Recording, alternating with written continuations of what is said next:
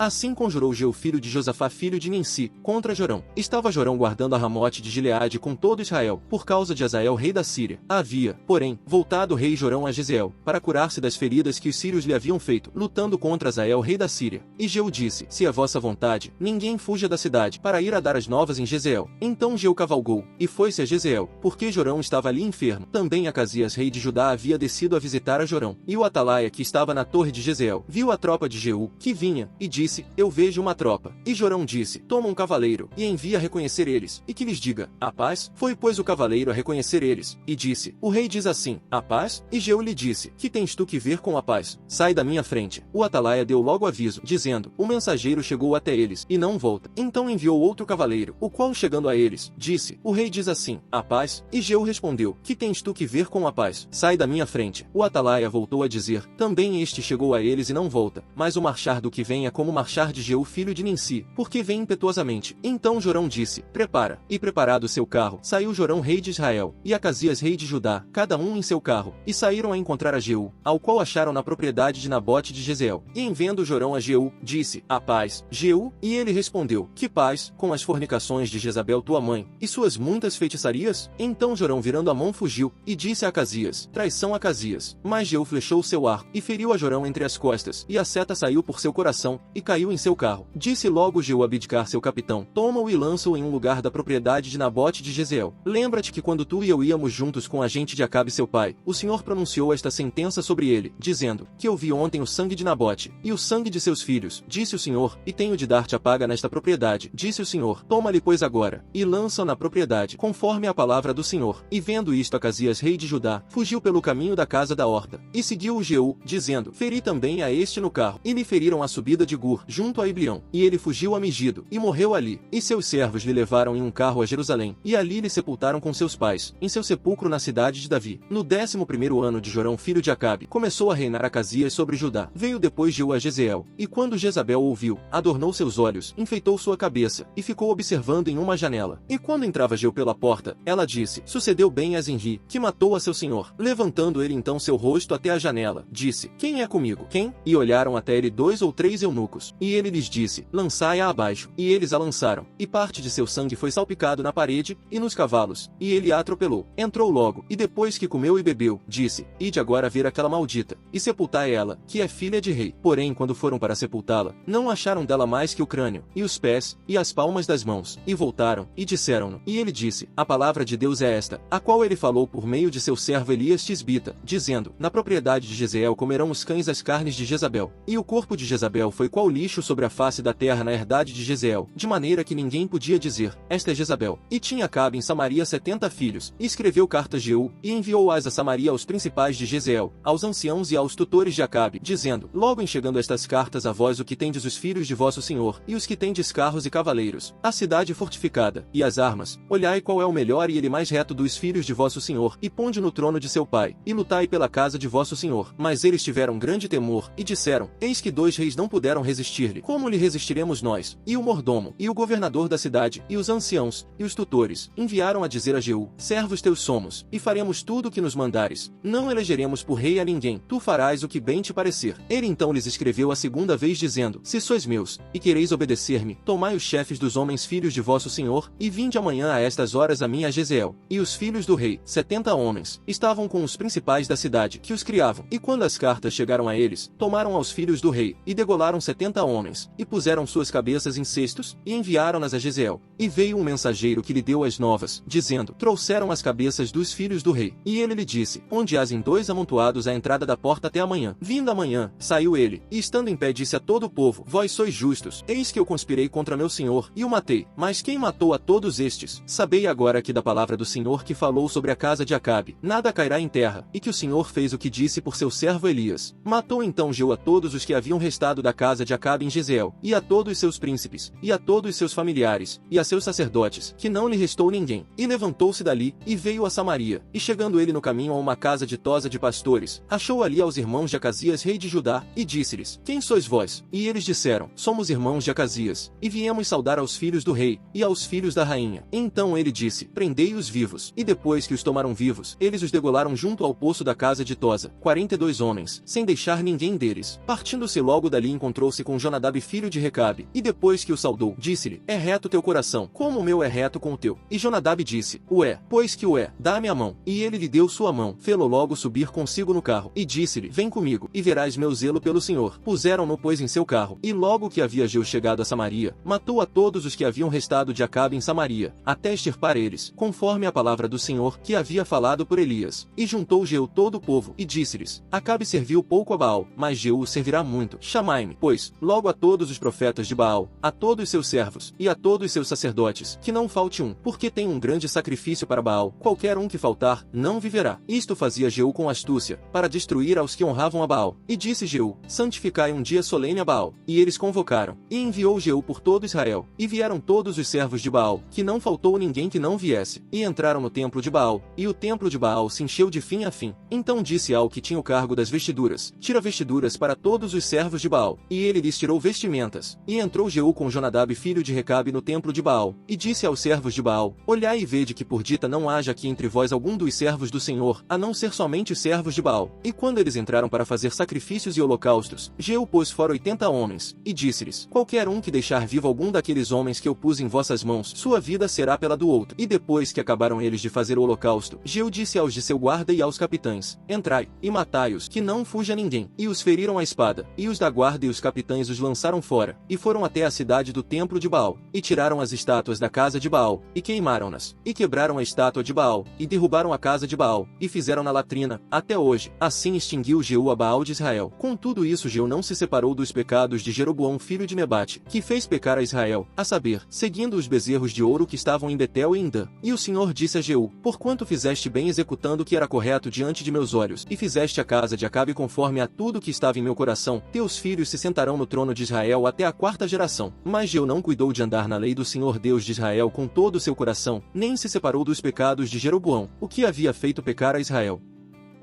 E viajando por Anfípolis e Apolônia, vieram a Tessalônica, onde havia uma sinagoga de judeus, e Paulo, como era de seu costume, entrou a eles, e por 3 sábados argumentava com eles pelas Escrituras, declarando-as, e propondo-lhes, que era necessário que o Cristo morresse, e ressuscitasse dos mortos, e que, dizia ele, este Jesus é o Cristo, a quem eu vos anuncio. E alguns deles creram, e se ajuntaram a Paulo e Silas, e dos gregos devotos grande multidão, e não poucas das mulheres principais, mas os judeus incrédulos, movidos de inveja, tomaram consigo alguns homens malignos dos mercados, e juntando uma multidão, tumultuaram a cidade, e atacando a casa de Jason, procuravam trazer eles ao povo, e não os achando, puxaram a Jason, e a alguns irmãos as maiores autoridades da cidade, clamando, estes que têm perturbado ao mundo também vieram até aqui, aos quais Jason tem recolhido, e todos estes fazem contra as ordens de César, dizendo que há outro rei, chamado Jesus. E eles tumultuaram a multidão, e as autoridades da cidade, que ouviam estas coisas, mas tendo recebido fiança de Jason e dos demais, eles os soltaram, e logo os irmãos enviaram de noite a Paulo e a Silas até Bereia, os quais, ao chegarem lá, foram à sinagoga dos judeus, e estes foram mais nobres do que os que estavam em Tessalônica, porque os quais receberam a palavra com toda a boa vontade, examinando a cada dia as Escrituras, para ver se estas coisas eram assim. Portanto muitos deles realmente creram, e das mulheres gregas honradas, e dos homens, não poucos. Mas quando os judeus de Tessalônica souberam que também em Bereia a palavra de Deus era anunciada por Paulo, vieram também para lá, e incitaram as multidões. Mas então no mesmo instante os irmãos despediram a Paulo, para que fosse ao mar, mas Silas e Timóteo continuaram ali, e os que conduziram a Paulo, o levaram até Atenas, e tendo recebido ordem para Silas e Timóteo, para que viessem a ele o mais rápido que pudessem, eles foram embora. E enquanto Paulo os esperava em Atenas, seu espírito se incomodava dentro dele, ao ver a cidade tão dedicada à idolatria. Então ele disputava muito na sinagoga, com os judeus, e com os religiosos, e no mercado a cada dia, com os que vinham até ele. E alguns dos filósofos epicureus e estoicos discutiam com ele, e uns diziam, o que quer dizer este tagarela? E outros, parece que ele é pregador de deuses estranhos, porque ele lhes anunciava o evangelho de Jesus e a ressurreição. E tomando, trouxeram-no ao Areópago, dizendo, podemos nós saber que doutrina nova é esta que tu falas? Porque tu trazes coisas estranhas aos nossos ouvidos, então queremos saber o que isto quer dizer. E todos os atenienses e visitantes estrangeiros não se ocupavam de nenhuma outra coisa, a não serem dizer e ouvir alguma novidade. E Paulo, estando no meio do Areópago, disse, homens atenienses, eu vejo em tudo como vós sois muito religiosos, porque enquanto eu passava pela cidade e via vossos santuários, achei também um altar, em que estava escrito, ao Deus desconhecido. Este a quem vós prestais devoção sem conhecer, este é o que eu vos anuncio, o Deus que fez o mundo, e todas as coisas que nele há, este, sendo o Senhor do céu e da terra, não habita em templos feitos por mãos, e nem também é servido por mãos humanas, como que necessitasse de alguma coisa, porque ele é que dá a todos vida, respiração, e todas as coisas, e de um sangue ele fez toda a nação humana, para habitarem sobre a face da terra, determinando os tempos desde antes ordenados, e os limites das moradas deles, para que buscassem ao Senhor, se talvez pudessem apalpá-lo e encontrá-lo, apesar dele não estar longe de cada um de nós, porque nele vivemos, e nos movemos, e somos, assim como também alguns de vossos poetas disseram, porque também nós somos descendência dele. Sendo então descendência de Deus, nós não devemos pensar que a divindade seja semelhante a ouro, ou a prata, ou a pedra esculpida por artifício e imaginação humana. Portanto Deus, tendo desconsiderado os tempos da vossa ignorância, agora anuncia a todas as pessoas, em todo lugar, para que se arrependam. Porque ele tem estabelecido um dia em que ele julgará ao mundo em justiça por meio do homem a quem determinou, dando certeza a todos, tendo ressuscitado dos mortos. E ao ouvirem da ressurreição dos mortos, alguns zombavam, e outros diziam, nós ouviremos sobre isto de ti na próxima vez. E assim Paulo saiu do meio deles. Porém, tendo chegado alguns homens até ele, creram, entre os quais estava também Dionísio o Areopagita, e uma mulher de nome Damares, e outros com eles.